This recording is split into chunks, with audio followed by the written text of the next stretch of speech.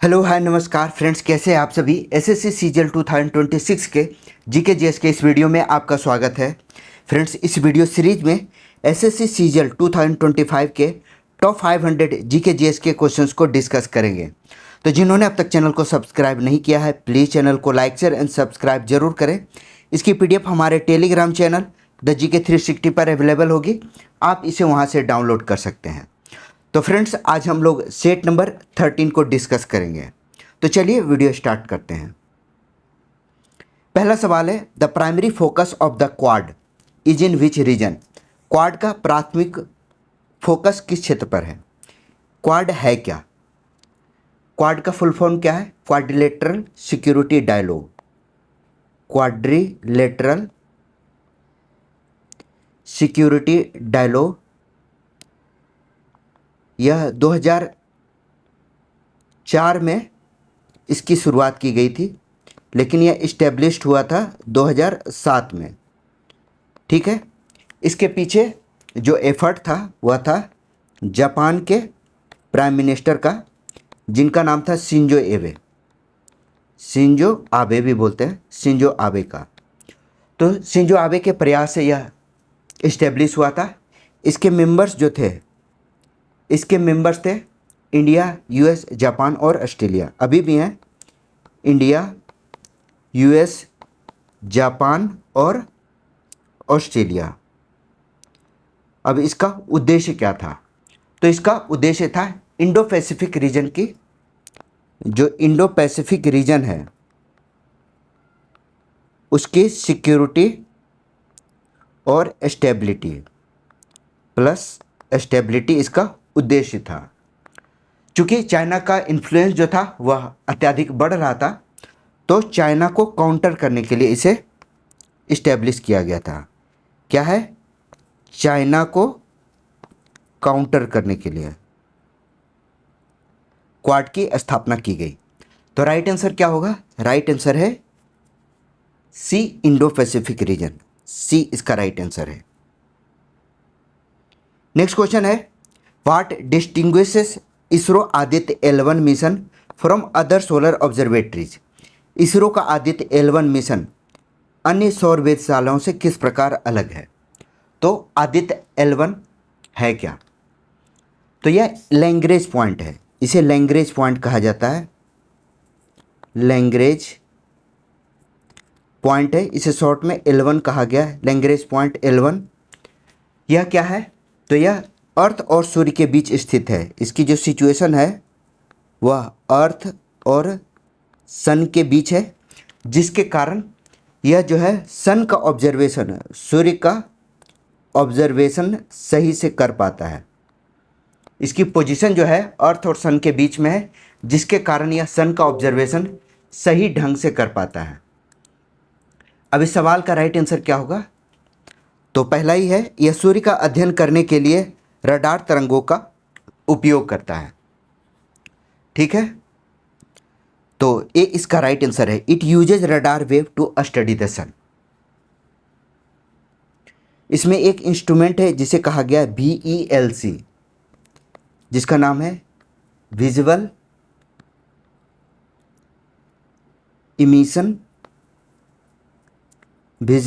Emission line coronagraph. Purpose यही है सूर्य का अध्ययन करना। तो ए इसका राइट आंसर है। अगला सवाल, the colour order in secondary rainbow. द्वितीयक इंद्रधनुष में रंग का क्रम क्या है। तो प्राइमरी को पहले जानते हैं। प्राइमरी धनुष में रंग का विबग्योर है, VIGBGYOR। विबग्योर है प्राइमरी में, प्राइमरी रेनबो में विबग्योर है। अब सेकेंडरी में क्या होगा। सेकेंडरी में जस्ट अपोजिट हो जाएगा, इसका अपोजिट। ठीक है। तो इसकी शुरुआत वायलेट से रेड की ओर होती थी, अब सेकेंडरी में रेड से वायलेट की ओर। ठीक है। तो राइट आंसर क्या होगा। इसका राइट आंसर है बी, प्राथमिक इंद्रधनुष की तुलना में उल्टा, reversed compared to primary rainbow. तो बी इसका राइट आंसर है। नेक्स्ट है, the rock cut Kailash temple at Ellora was carved out of how many rocks? Ellora में चट्टानों को काटकर कैलाश मंदिर कितने चट्टानों को काटकर बनाया गया? बहुत ही बढ़िया सवाल है, बहुत ही बढ़िया सवाल है, आप देखिएगा। ऑप्शन है one single rock, one single rock, cement blocks, three adjoining rocks या क्लस्टर ऑफ स्टोन्स। ठीक है, तो एलोरा का जो कैलाश टेम्पल है, सबसे पहले इसकी स्थापना कब हुई थी? 8वीं शताब्दी में। 8वीं शताब्दी में इसकी स्थापना हुई थी राष्ट्रकूट शासक कृष्ण प्रथम के द्वारा। इसकी सबसे बड़ी खासियत क्या है कि यह सिंगल रॉक से काटकर बनाया हुआ है, यानी ए इसका राइट आंसर है, वन सिंगल रॉक है। ठीक है, टॉप टू बॉटम इसका एक्सकेवेशन किया गया और यह वर्ल्ड का लार्जेस्ट रॉक कट स्ट्रक्चर है, लार्जेस्ट रॉक कट स्ट्रक्चर है, इसलिए भी यह इंपॉर्टेंट है, तो याद रखिएगा ए इसका राइट आंसर है। अगला सवाल, which among the following is not ए वेदांग और द लिम्स ऑफ द वेद? निम्नलिखित में से कौन सा वेदांग या वेद का अंग नहीं है? जिस तरह हमारे ज्ञानेंद्रियां होती है उसी तरह वेदों के अंग होते हैं, जिसे वेदांग कहा गया है। ठीक है, हमारी ज्ञानेंद्रियां क्या है? 6 ज्ञानेंद्रियां है, उसी प्रकार 6 जो है वह वेदांग है, जो कि हमारे शरीर के अलग अलग जो अंग है उसी से निरूपित किया गया है। तो 6 वेदांग है। पहला है शिक्षा,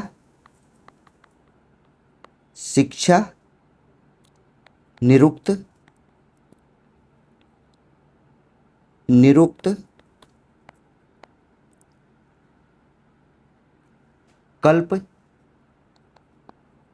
कल्प, शिक्षा, निरुक्त, कल्प, व्याकरण ग्रामर होगा। ठीक है, व्याकरण के बाद ज्योतिष और एक लास्ट हो गया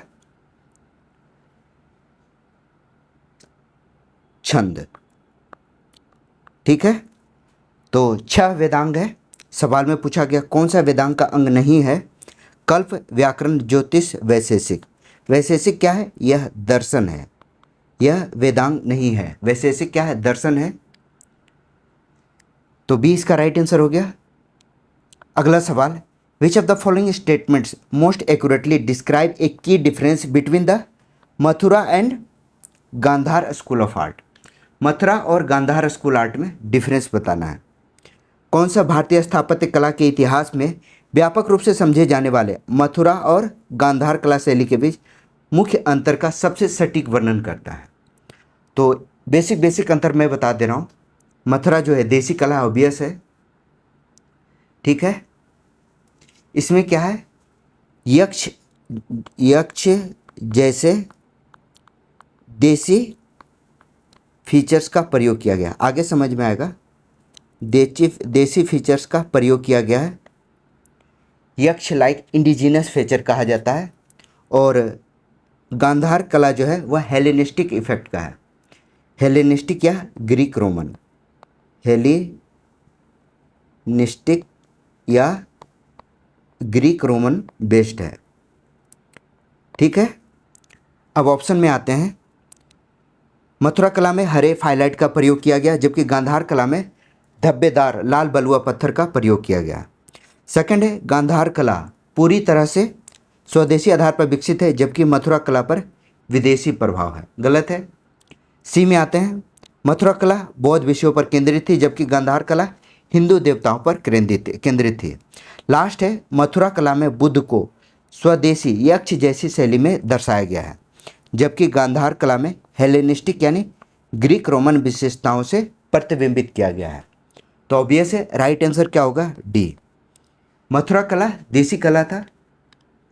ठीक है, मथुरा कला की एक और बड़ी खासियत क्या है कि इसमें रेड स्टोन का प्रयोग किया गया है, रेड सैंड स्टोन का प्रयोग किया गया, लाल बलुआ पत्थर का। यह मथुरा कला की खासियत है।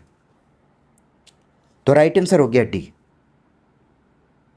Which of the following works was composed by the Vijayanagara ruler Krishnadevaraya and is renowned for its poetic richness and devotion to lord Vishnu. कौन सी रचना विजयनगर के शासक कृष्णराय द्वितीय कृष्णदेव राय के द्वारा रचित थी और अपनी काव्य समृद्धि और भगवान विष्णु की भक्ति के लिए प्रसिद्ध है? आपको पता है कृष्णदेव राय, जो कि इन्होंने तेलुगु में कृष्णदेव राय इन्होंने तेलुगु में रचना की थी जिसका नाम है अमुक्तमाल्यद। अमुक्तमाल्यद, इसकी रचना तेलुगु में की गई थी, जिसे तेलुगु विर्जिल कहा जाता है। तेलुगु का महाकाव्य भी कहा जाता है, तेलुगु विर्जिल। ठीक है, तो अमुक्तमाल्यद जो है वह भगवान विष्णु को समर्पित है, विष्णु की भक्ति के लिए प्रसिद्ध है। गीत गोविंद जो है वह जयदेव के द्वारा लिखा गया है। और रामचरितम जो है कम्मन के द्वारा तमिल में रामायण लिखा गया है। यह रामायण है जो कि तमिल में लिखा गया है। ठीक है, तो राइट आंसर क्या होगा? इसका राइट आंसर है अमुक्तमाल्यद यानी बी। याद रखिएगा कृष्णदेव राय का जो टाइम पीरियड है वह 1509 से लेकर 1529 के बीच है। ठीक है,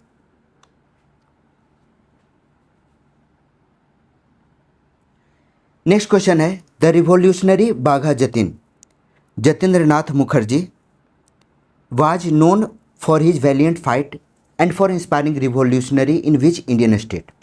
क्रांतिकारी बाघा जतीन्द्र, जिनका नाम जतीन्द्र नाथ मुखर्जी है, इस पर भी सवाल आता है। अपनी वीरतापूर्ण लड़ाई और किस भारतीय राज्य में क्रांतिकारियों को प्रेरित करने के लिए जाने जाते हैं? ऐसा माना जाता है कि जतीन्द्र नाथ मुखर्जी, इनकी एक बाघ से खतरनाक लड़ाई हुई थी, बाघ से खतरनाक लड़ाई हुई थी और ये सीधे उसे लड़ गए थे, उनका सामना किया था रॉयल बंगाल टाइगर से। तो इनकी वीरता जो है वह विख्यात थी। तो ये बंगाल से प्रेरित, बंगाल से संबंधित थे और इनका एक ब्रिटिश पुलिस के साथ बैटल भी हुआ था, झगड़ा भी हुआ था। कहाँ? उड़ीसा में, उड़ीसा के बालासोर में इनका ब्रिटिश पुलिस के साथ झड़प हुआ था। काफ़ी चर्चा में रहा था, ब्रिटिश पुलिस के साथ झड़प रहा था, इसीलिए इनका नाम जो है बाघा जतीन पड़ा है।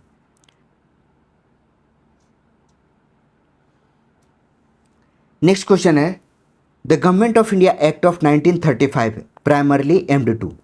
भारत सरकार अधिनियम 1935 का मुख्य उद्देश्य क्या था?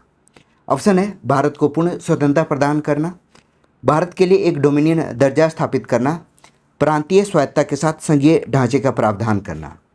तो 1935 के अधिनियम में फेडरल स्ट्रक्चर जो था उसमें सेंटर और प्रांत दोनों थे। सेंटर के साथ साथ प्रोविंस थे, प्रांतीय स्वायत्तता तथा संघीय ढांचे का प्रावधान किया गया। और जो डायरकी थी, डायरकी वह राज्यों में समाप्त किया गया, राज्य में समाप्त किया गया और केंद्र में लागू की गई, केंद्र में लागू किया गया। भारतीय संविधान के 2/3 जो अनुच्छेद हैं वह भारत सरकार अधिनियम 1935 से लिए गए। तो सी इसका राइट आंसर है। नेक्स्ट है which of the following is a cyber crime related to identity theft under the Bharatiya Nyaya संहिता 2023। निम्नलिखित में से कौन भारतीय न्याय संहिता 2023 के तहत पहचान की चोरी से संबंधित साइबर अपराध है? साइबर अपराध stealing personal details to create fake identity and commit fraud. Right answer क्या होगा? B, stealing personal detail to create fake identity and commit fraud. फर्जी पहचान बनाने और धोखाधड़ी करने के लिए व्यक्तिगत विवरण चुराना, यह आता है आइडेंटिटी थेफ्ट के अंतर्गत BNS 2023 में। ठीक है, सेक्शन 318 जिसके अंतर्गत यह चीटिंग है, और सेक्शन 319 जिसके अंतर्गत आइडेंटिटी थेफ्ट किया जाता है, फर्जी पहचान चोरी की जाती है। तो बी इसका राइट आंसर है। Which of the following statements about output markets in an open economy is correct? खुली अर्थव्यवस्था में आउटपुट बाजारों के बारे में कौन सा कथन सही है? पहला है ओपन इकोनॉमी में। तो ओपन इकोनॉमी में क्या होता है? वस्तुओं और सेवाओं का व्यापार उपभोक्ताओं और उत्पादकों को व्यापक विकल्प प्रदान करता है। ठीक है। Trade in goods and services allow wider consumer and producer choices. तो इसमें क्या होता है? ग्लोबल मार्केट का एक्सेस मिलता है, ग्लोबल मार्केट का एक्सेस मिलता है, ग्लोबल प्रोडक्ट अवेलेबल होता है, ग्लोबल प्रोडक्ट जो है वह अवेलेबल होगा। ठीक है। ओपन इकोनॉमी में यही खासियत होती है, और इसमें कंज्यूमर और प्रोड्यूसर दोनों को बेनिफिट होता है। तो राइट आंसर हो गया C. Consider the following about population growth in India. भारत में जनसंख्या वृद्धि के बारे में निम्नलिखित कथन पर विचार करें। इंडियन पॉपुलेशन, पहला है भारत में जनसंख्या पिरामिड आधार और शीर्ष पर चौड़ा है तथा बीच में संकीर्ण है। तो इंडिया का जो पॉपुलेशन है जिसमें क्या होता है? ब्रॉड बेस है और नैरो टॉप है, यानी यह पिरामिड आकार का है। बेस जो है चौड़ा है, और बेस जो है चौड़ा है, और टॉप जो है वह सकरा है। तो पहला कथन तो गलत है, नैरो है, पहला कथन गलत है। दूसरा है भारत में उच्च जन्म दर और घटती मृत्यु दर के कारण युवा जनसंख्या का अनुपात ज़्यादा है। हाई बर्थ रेट और डिक्लाइनिंग डेथ रेट की वजह से जो यंग पॉपुलेशन है वह ज़्यादा है। तो दूसरा कथन सही है। तीसरा है, अच्छा दो ही कथन है, तो राइट आंसर क्या होगा? राइट आंसर है डी। कथन एक गलत है लेकिन दो सही है, डी इसका राइट आंसर है। इंडिया में जो यंग है वह वाइड बेस और नैरो टॉप के कारण यह एक पिरामिड आकार के शेप में है। इंडिया का जो पॉपुलेशन है वह पिरामिड शेप का है। Which sport is the term जुजुआंग एसोसिएटेड विथ? काफ़ी इंपॉर्टेंट सवाल है, सीजीएल में कई बार रिपीट हुआ है। जुजुआंग शब्द किस खेल से संबंधित है? तो यह जो स्पोर्ट्स है शतरंज है, चेस से संबंधित है। यह जर्मन वर्ड है, जुजुआंग जो है यह जर्मन वर्ड है जिसका अर्थ होता है, इसका मीनिंग होता है compulsion to move, compulsion to move. ठीक है, याद रखिएगा, चेस इसका राइट आंसर है।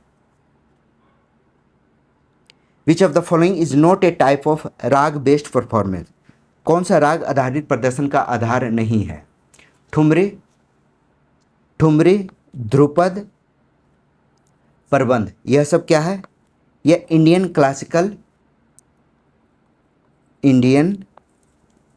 क्लासिकल जो संगीत है, क्लासिकल म्यूजिक का यह बेस है जो कि पूरी तरह से राग बेस्ड है। सोनाटा क्या है? यह कोई राग सिस्टम नहीं है। तो डी इसका राइट आंसर है। Thoda combines martial art with dance in Himachal Pradesh. Thoda Himachal प्रदेश में मार्शल आर्ट को डैश के साथ जोड़ता है। तो थोड़ा है क्या?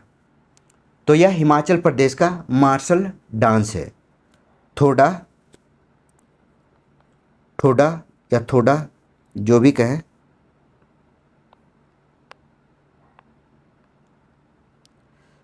थोड़ा हिमाचल प्रदेश का यह मार्शल डांस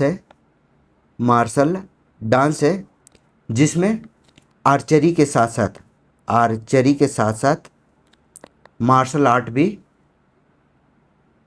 परफॉर्म किया जाता है। मार्शल आर्ट्स का यह कॉम्बिनेशन है।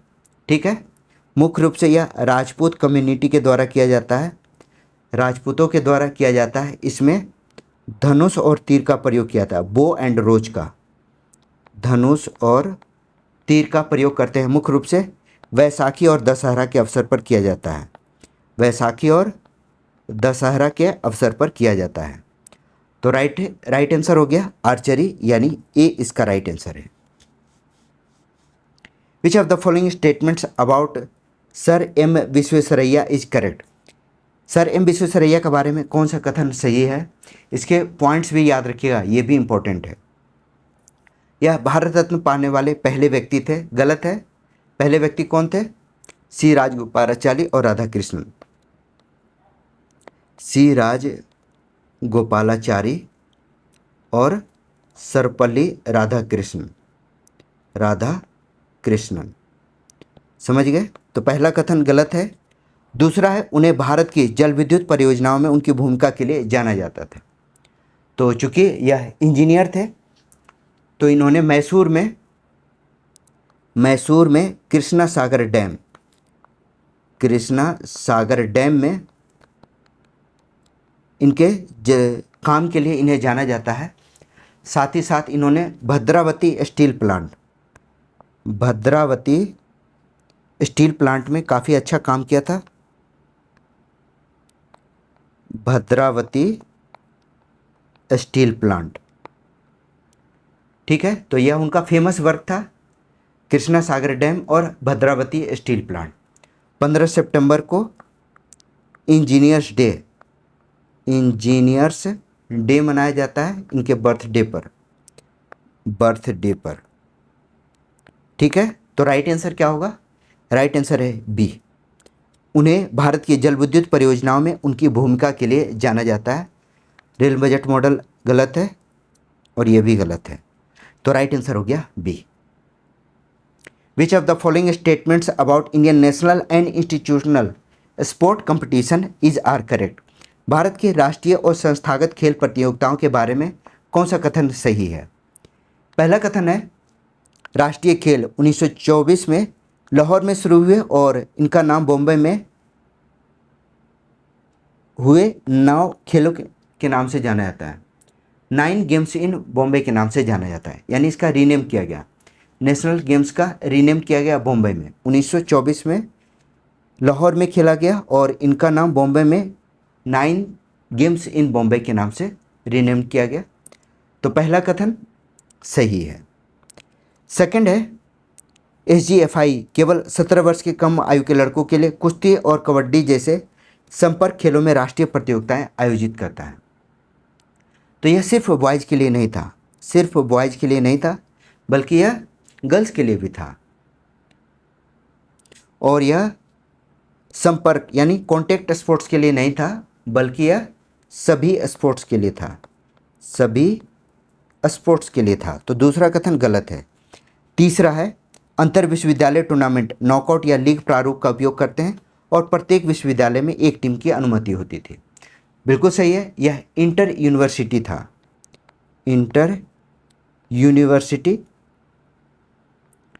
जिसके अंतर्गत नॉकआउट या लीग गेम्स जो होता है 1 टीम 1 यूनिवर्सिटी होती थी। तो तीसरा कथन सही है, इसका राइट आंसर होगा 1 और 3, यानी बी इसका राइट आंसर है। नेक्स्ट क्वेश्चन है the sun temple at Konark look like a big chariot, how many horses does it have. Konark का सूर्य मंदिर एक बड़े रथ के जैसा दिखता है, ठीक है। इसमें कितने घोड़े हैं? मैंने इससे पहले वाले सवाल में भी आपको बताया था कि यह 13वीं शताब्दी में कोणार्क का सूर्य मंदिर जो है 13वीं शताब्दी में नरसिंहदेव प्रथम के द्वारा इसे एस्टेब्लिश किया गया था, ठीक है। इसमें 24 व्हील थे, 24 व्हील्स थे, 12 पेयर। इस पर सवाल पूछा गया है, याद रखिएगा।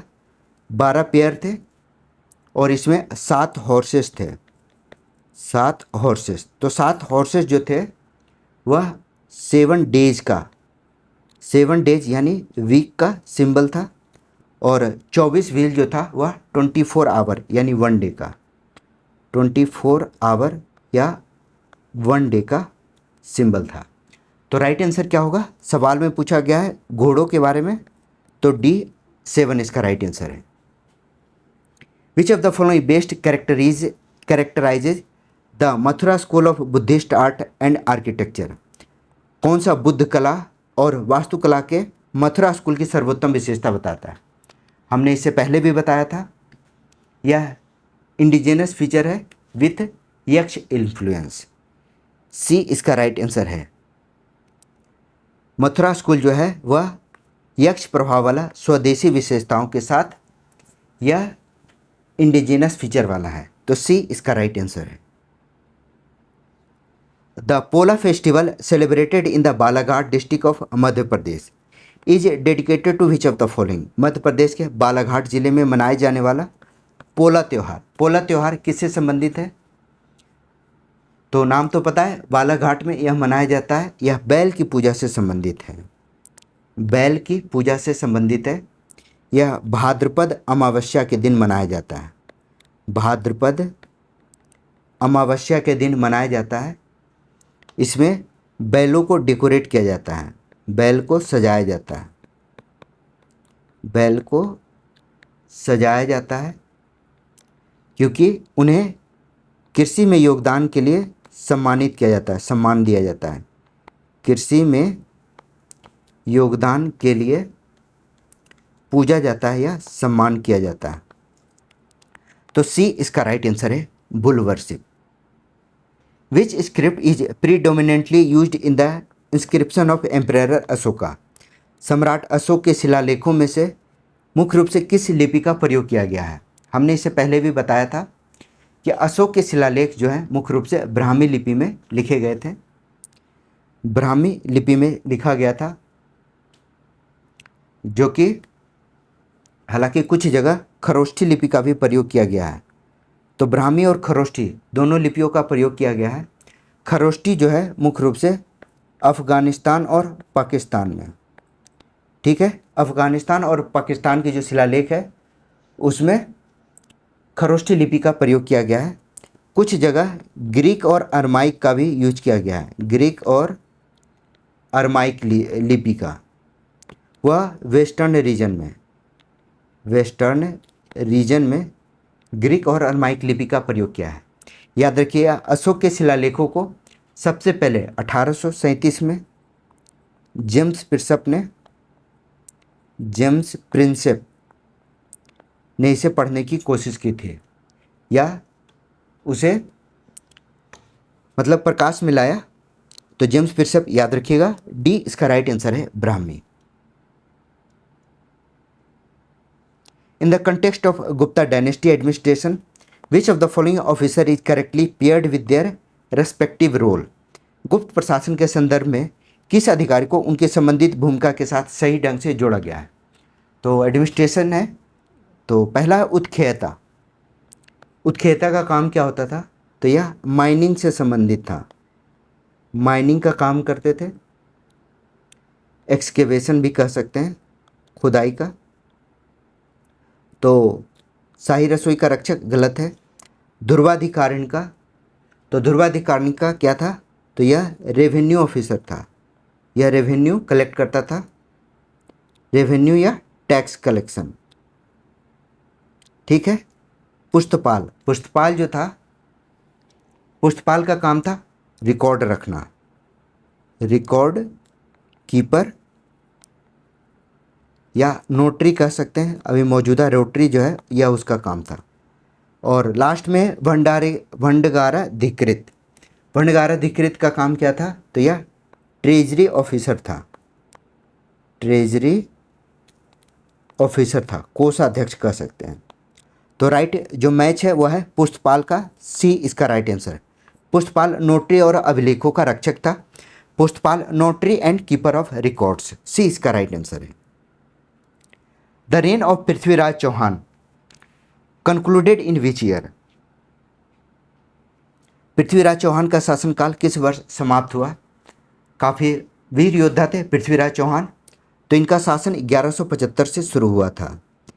1175 से इनका शासन शुरू हुआ।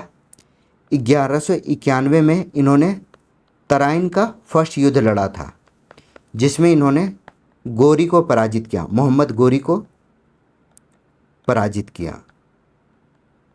ठीक है, लेकिन 1192 में यह तराइन के द्वितीय युद्ध में गोरी जो है, पृथ्वीराज चौहान जो है वह पराजित हुए। पृथ्वीराज पराजित हुए किसके द्वारा? तो मोहम्मद गोरी के द्वारा।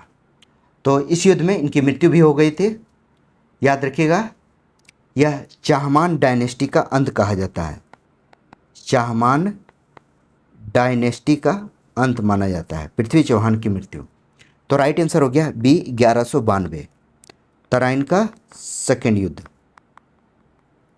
तो बी इसका राइट आंसर है।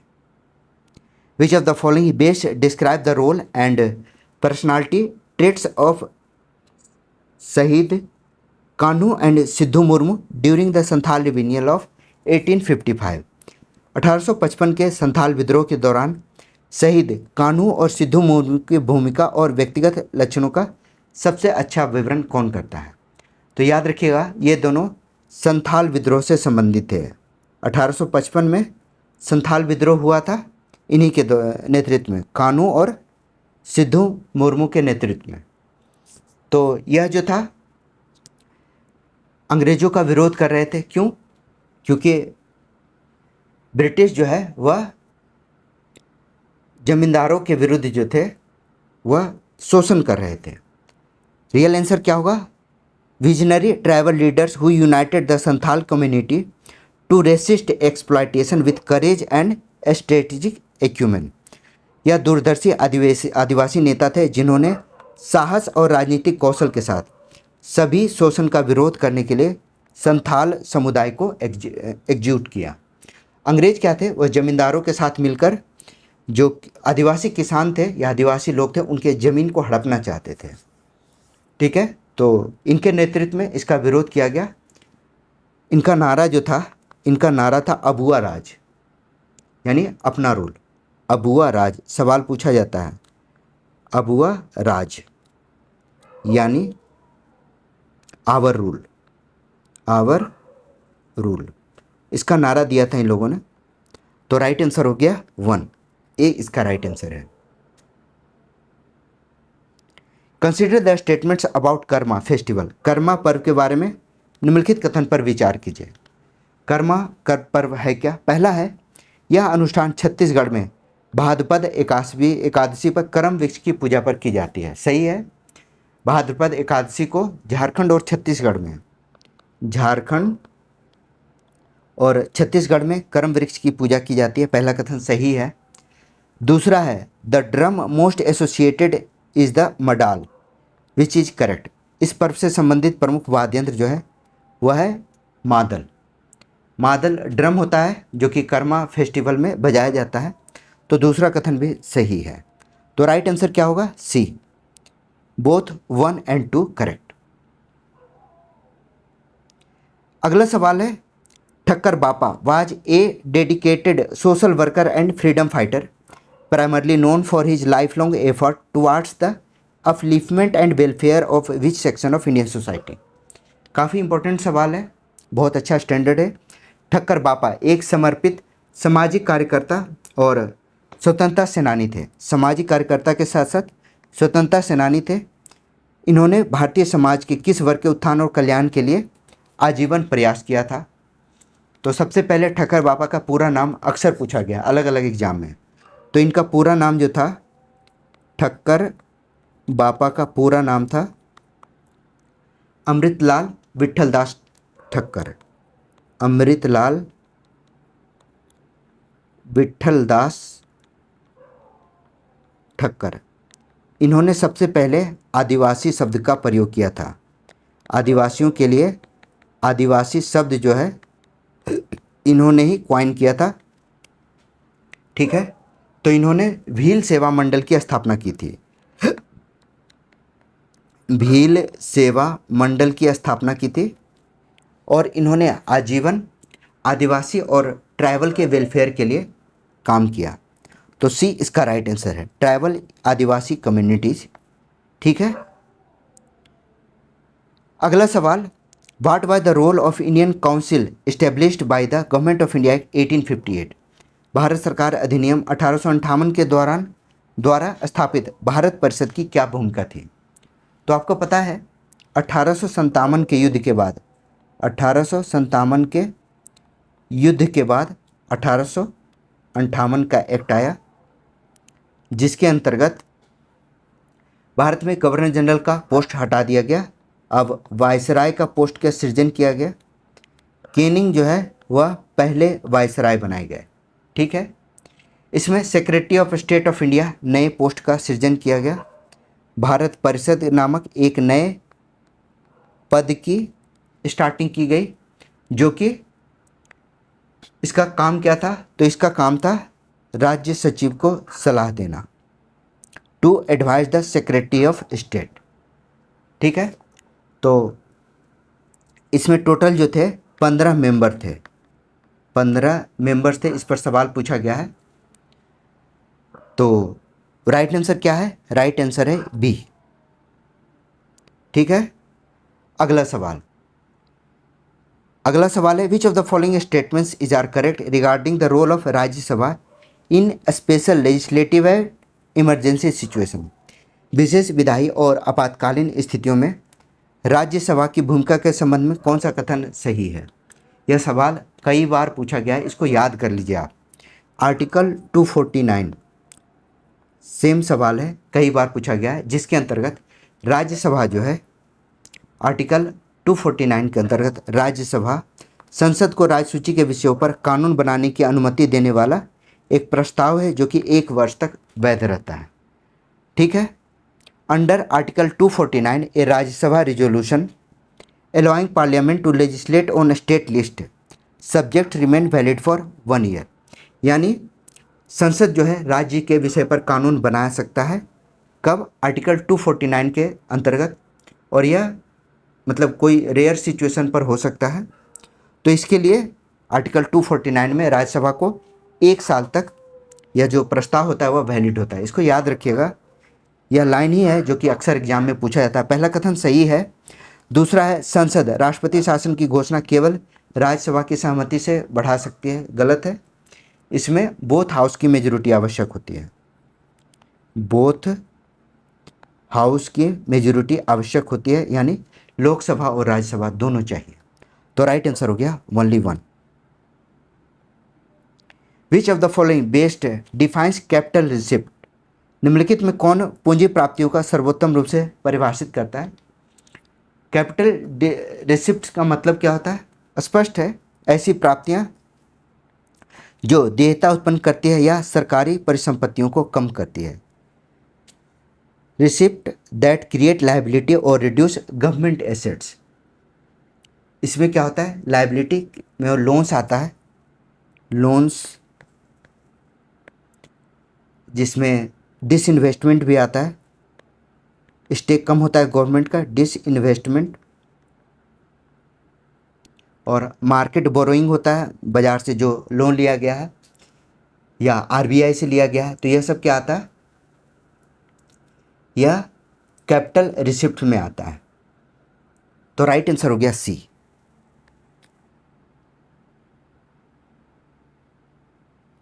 Which of the following statements about factor affecting the money multiplier is are correct. मुद्रा गुणक को प्रभावित करने वाले कारक के बारे में कौन सा कथन सही है। मनी मल्टीप्लायर में क्या होता है? पहला कथन है, व्यक्तियों के द्वारा रखी गई नकदी रिसाव को कम करती है और मुद्रा गणक को कम करती है। बिल्कुल सही है। लीकेज कम होता है और कैश जो है पब्लिक के पास रहता है। पहला कथन सही है। दूसरा है, बैंकों द्वारा भारतीय रिजर्व बैंक के पास रखी गई उच्च आरक्षित निधियाँ मुद्रा गणक को बढ़ाती है। हायर रिजर्व विथ आरबीआई मतलब लेस लेंडिंग कहा जाता है इसे। तो यह बढ़ाती नहीं है, यह कम करती है। तो दूसरा कथन गलत है। Higher reserve held by bank with RBI increase the money multiplier. ठीक है।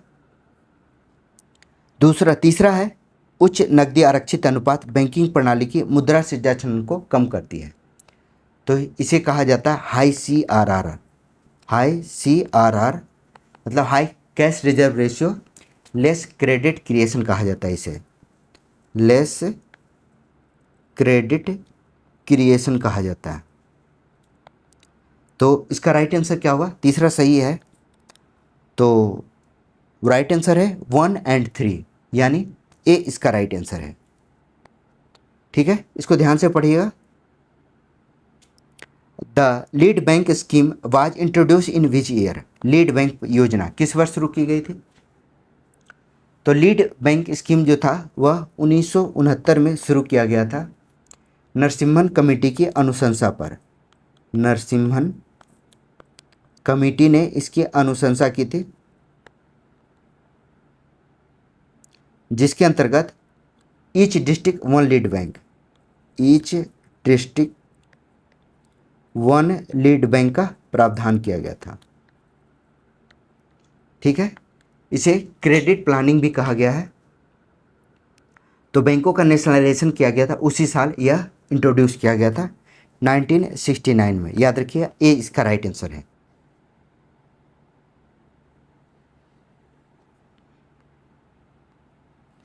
नेक्स्ट क्वेश्चन है which 5-year plan led the foundation of India's socialist pattern of society? किस पंचवर्षीय योजना ने भारत में समाजवादी समाज की नींव रखी? तो आपको पता है फर्स्ट पंचवर्षीय योजना 1951 से 56 के बीच हुई, जिसके अंतर्गत कृषि पर फोकस रखा गया, एग्रीकल्चर पर फोकस किया गया।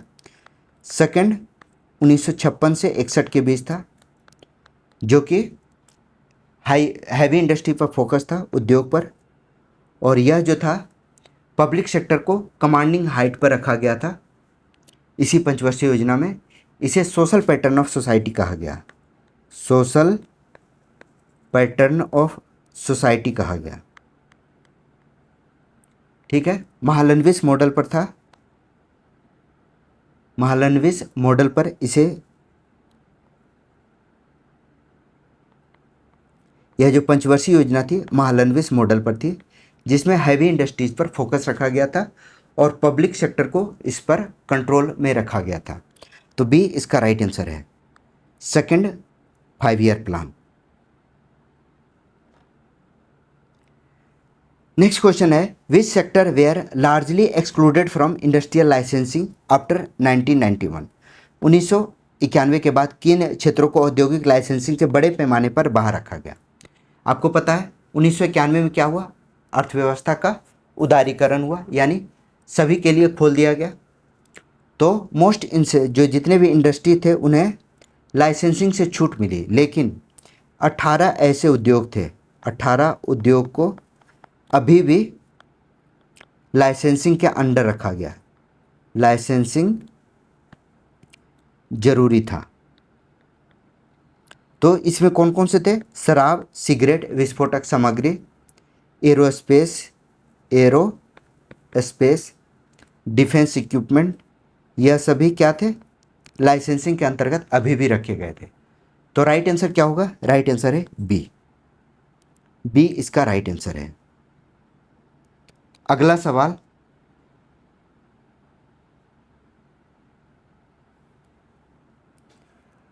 नेक्स्ट क्वेश्चन है the minimum number of rays required to locate the image form by a spherical mirror is? एक गोलाकार दर्पण के द्वारा निर्मित प्रतिबिंब का पता लगाने के लिए आवश्यक किरणों की न्यूनतम संख्या कितनी है? तो इमेज का लोकेशन डिटरमाइन करने के लिए मिनिमम 2 रे का होना आवश्यक है। तो राइट आंसर हो गया B. Consider the following statements about badminton stroke. Badminton stroke के बारे में निम्नलिखित कथन पर विचार करें। पहला क्या है कि बैक हैंड नेट किल और फोरहेड नेट किल, नेट के पास खेले जाने वाले 4 कोर्ट स्ट्रोक के उदाहरण है। पहला कथन सही है। बैक हैंड ड्राइव और फोरहैंड ड्राइव कोर्ट के बीच से खेले जाने वाला मिड कोर्ट स्ट्रोक है, दूसरा भी सही है। तीसरा है फोरहैंड क्लियर, कोर्ट के पीछे से खेला जाने वाला एक प्रकार का रियर कोर्ट स्ट्रोक है। तो कौन सा कथन सही है? तो तीनों सही है, 1, 2 and 3 आर करेक्ट।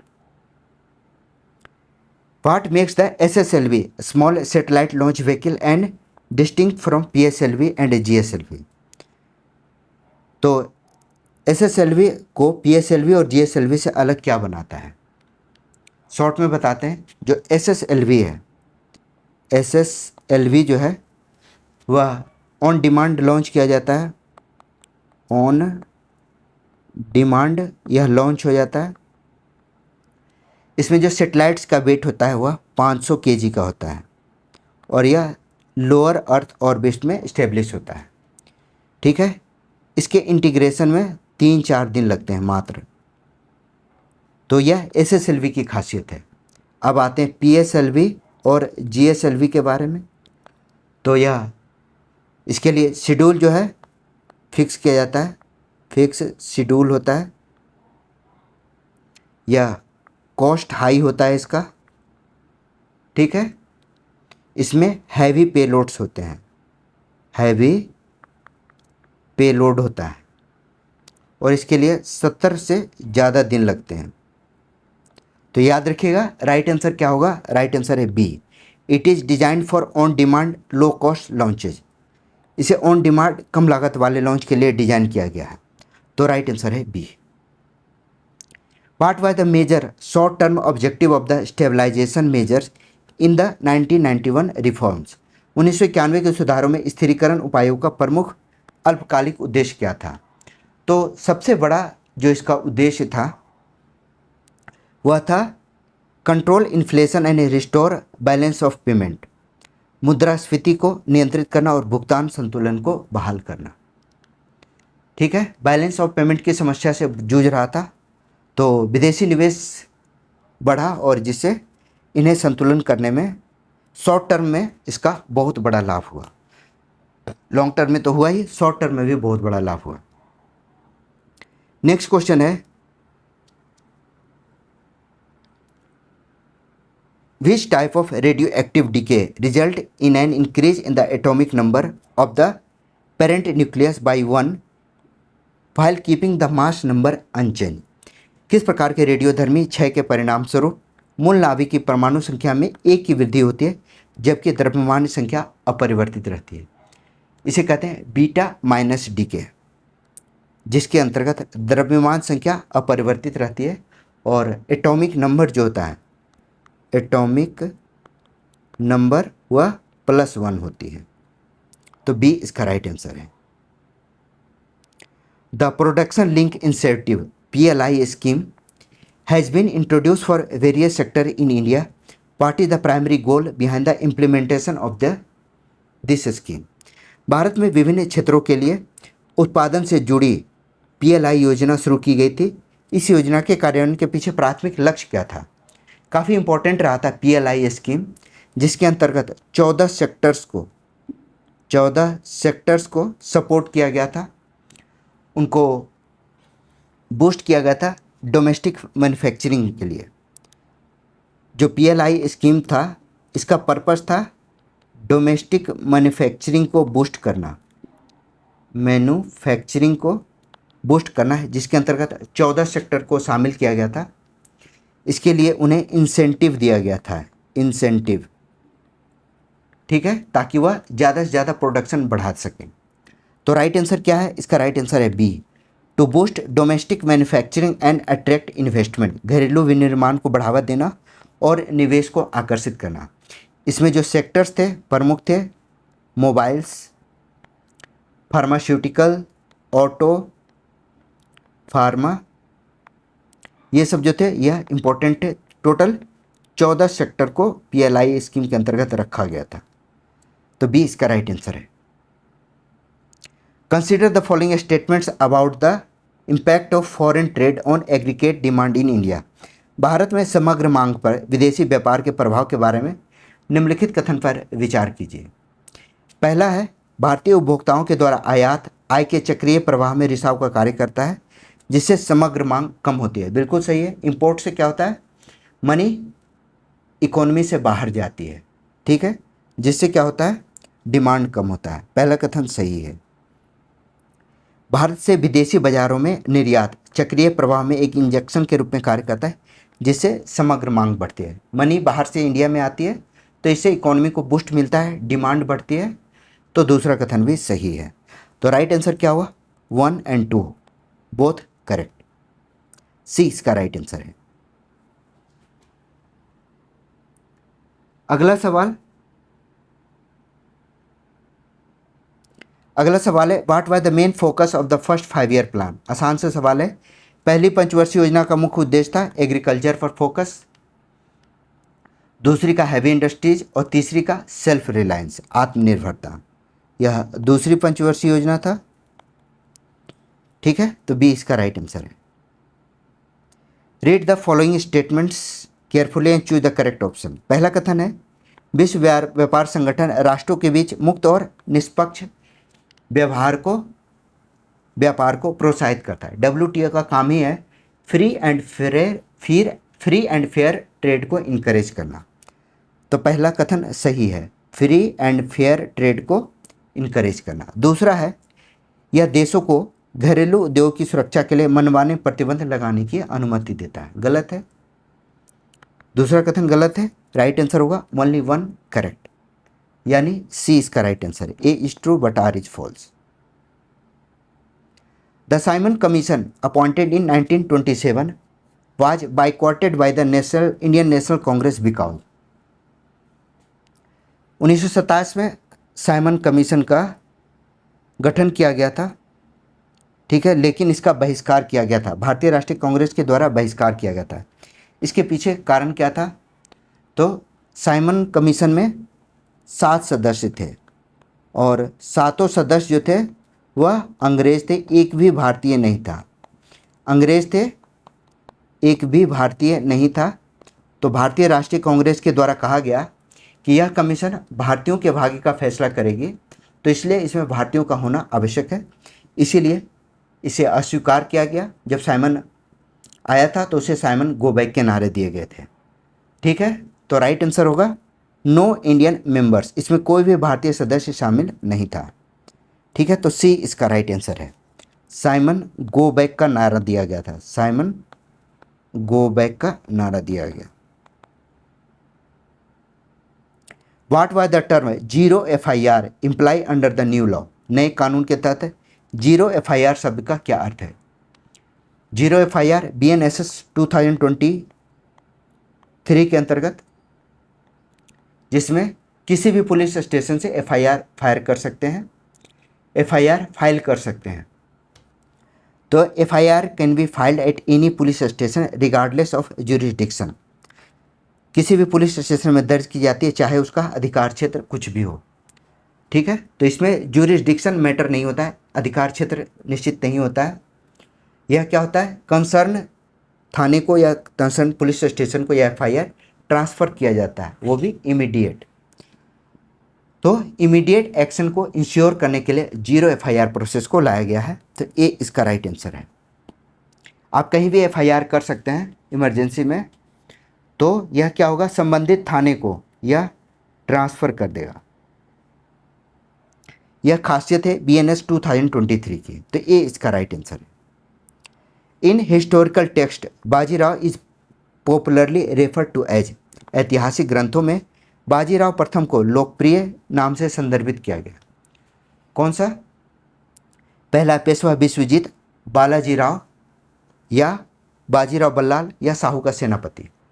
तो इन्हें बाजीराव प्रथम के नाम से, बाजीराव बल्लाल के नाम से जाना गया है। यह बाजीराव प्रथम का नाम था, यानी बाजीराव प्रथम को बाजीराव बल्लाल के नाम से जानते थे, ये इनका असली नाम था। यह साहू जी महाराज के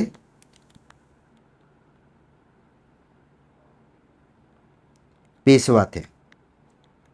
ठीक है, इनके लिए मस्तानी की कहानी काफ़ी प्रसिद्ध हुई थी। तो इन्होंने मराठा एम्पायर को, मराठा साम्राज्य का विस्तार किया इन्होंने, इसके लिए इन्हें जाना जाता है। तो याद रखिए बाजीराव बल्लाल राइट आंसर है C. The tribe of Binoy, Badal and Dinesh are remembered for their daring armed attack on which building a symbol of British administration in Calcutta.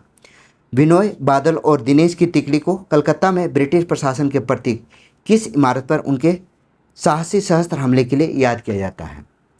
तो बिनोय बादल और दिनेश इन्होंने 1930 में राइटर्स बिल्डिंग पर हमला किया था। यह कहाँ है? कलकत्ता में है। अभी पश्चिम बंगाल का जो मुख्यमंत्री कार्यालय उसे राइटर्स बिल्डिंग कहा जाता है। तो 1930 में इसी पर हमला किया गया था, जिस पर जो उस समय का इंस्पेक्टर जनरल था सिम्पसन।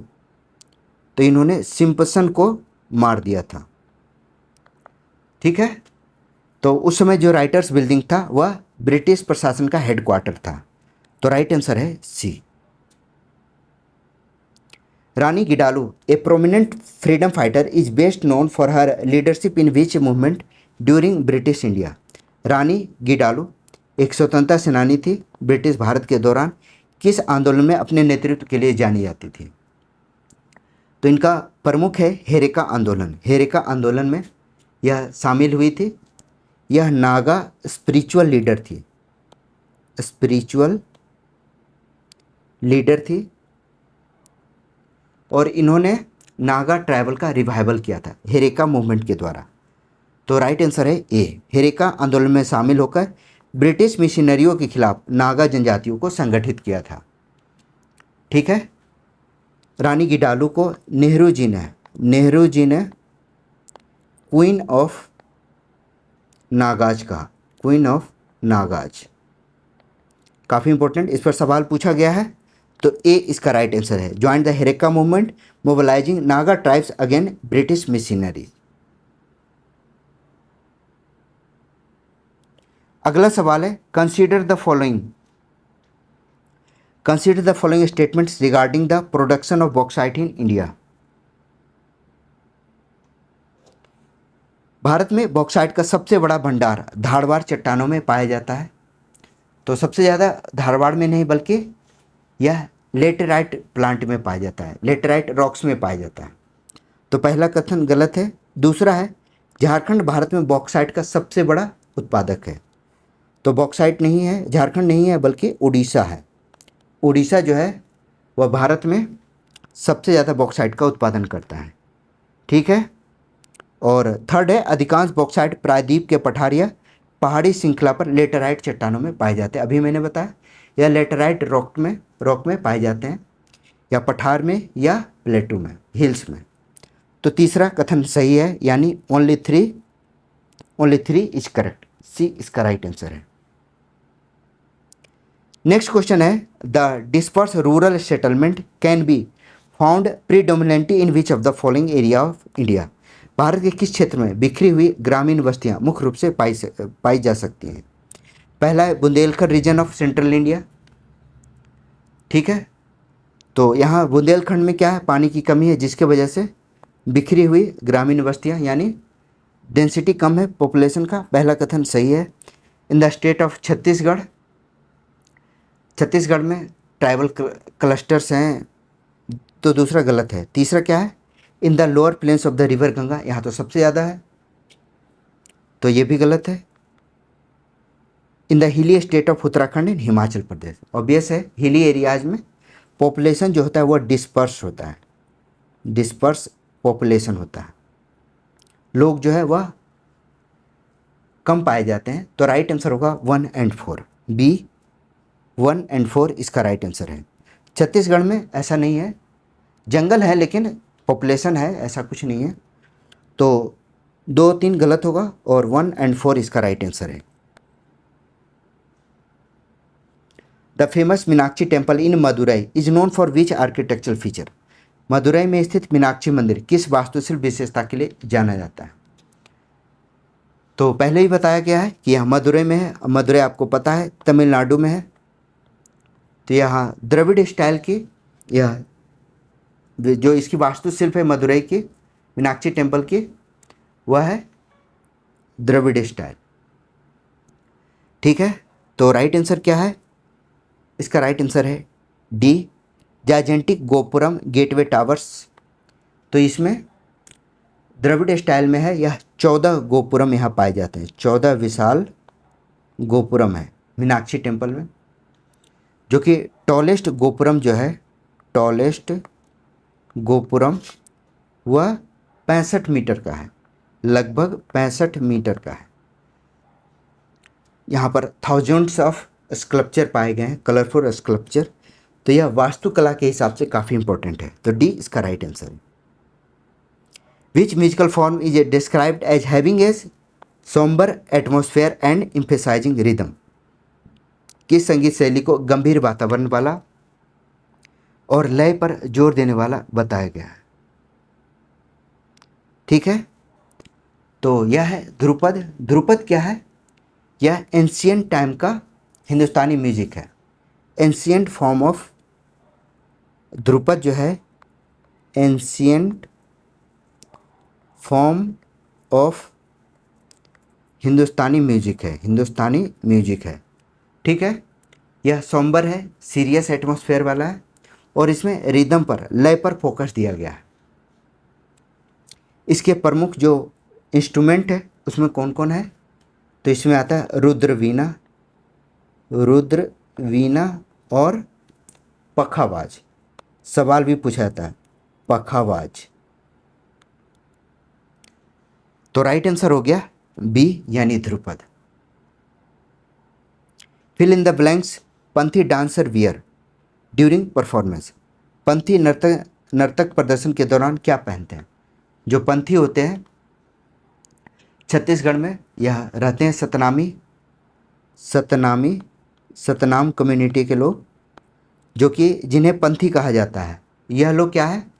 गुरु घासीदास के फॉलोअर हैं, गुरु घासीदास के फॉलोअर हैं। और ये लोग वाइट धोती पहनते थे, जब परफॉर्मेंस करते हैं तो धोती पहनते थे, वाइट धोती पहनते हैं। ठीक है, ये इनका सेक्रेड कलर है, पवित्र रंग है। तो राइट आंसर है बी, धोती। नेक्स्ट क्वेश्चन है, in which Asian game did India first win a gold medal in athletics? किस एशियाई खेल में भारत ने पहली बार एथलेटिक्स में स्वर्ण जीता था? तो याद रखिएगा 1951 में न्यू दिल्ली में स्विमिंग के 100 मीटर फ्री स्टाइल में फर्स्ट गोल्ड जीता था सचिन नाग ने 100 मीटर फ्री स्टाइल स्विमिंग में। तो इन्होंने गोल्ड मेडल जीता था। ठीक है, तो राइट आंसर होगा ए, 1951। Who among the following is not a disciple of Buddha?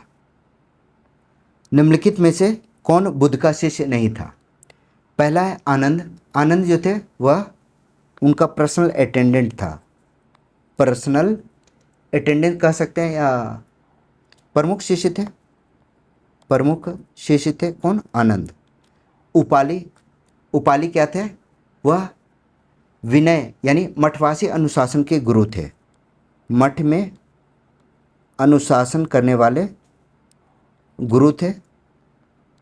तो उपाली भी हो गए। तीसरा है सारीपुत्र क्या थे? यह प्रमुख शिष्य थे किसके? बुद्धिमता के लिए प्रमुख शिष्य थे बुद्ध के। सुसीमा जो थे बुद्ध के पारंपरिक शिष्य नहीं थे, बल्कि वह क्या कह सकते हैं, घुमंतु तपस्वी थे। ठीक है, तो राइट आंसर हो गया डी, सुसीमा जो है वह अशोक के पुत्र से संबंधित थे, जिसका नाम था महेंद्र, या इसे कहीं कहीं महिंदा भी कहा गया है, महिंदा। ठीक है, तो यह उनसे संबंधित है। राइट आंसर हो गया डी। तो ये था एसएससी सीजीएल 2025 के टॉप 500 क्वेश्चन का आज सेट नंबर 13। वीडियो कैसा लगा कमेंट सेक्शन में ज़रूर बताइए। चैनल को लाइक, शेयर और सब्सक्राइब जरूर कीजिए। मेरा नाम है Rahul Sinha. Thank you for watching.